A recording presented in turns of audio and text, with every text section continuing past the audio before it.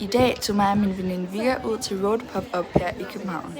Vi ankom simpelthen 9:30 for at sikre os at få de gode armbånd. Og det var simpelthen så god service. Her kan I se nogle pastries og nogle iskaffe, vi fik.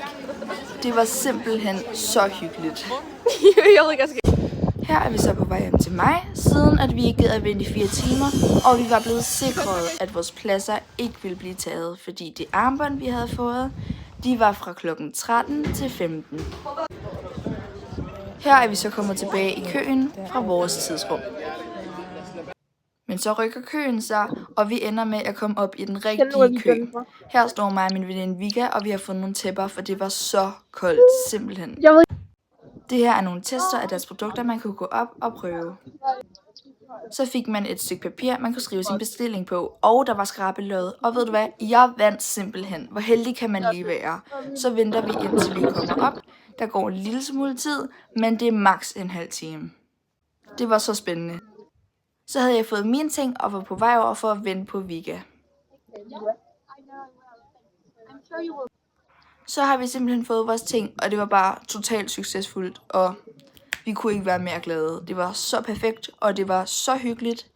Så siger vi farvel til skiltet, og nu er jeg hjemme. Kom vi hjem. Jeg var lige i magasin med Vika, som er min veninde, og så skiltes vi videre der.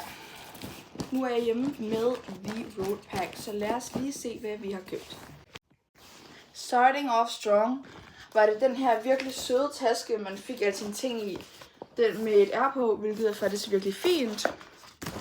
Så købte jeg selvfølgelig hoodien. Altså, da jeg blev inviteret med til det her af min veninde, jeg var så glad. Jeg var sådan, yes, let's do this. Prøv at se. Okay, det er sådan her, den ser ud. Den er sygt fed. Bagpå så står der Road Summer 26. Og den er bare, her så står der Road Copenhagen. Og det er bare fucking fedt. Let's go. Når man står i køen, får man sådan et stykke pap, hvor man kan, eller et papir, hvor man kan strege af, hvad man godt vil have i sin bestilling. Og bagpå er der et skrabelod, og jeg valgte den her. Det er en glazing milk. Så bestilte jeg den her lip liner.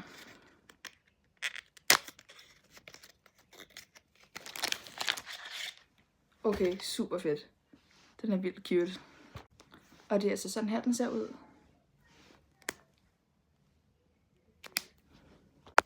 Med det fik man så nogle her klistermærker. Det her 3D, og det her bare flere.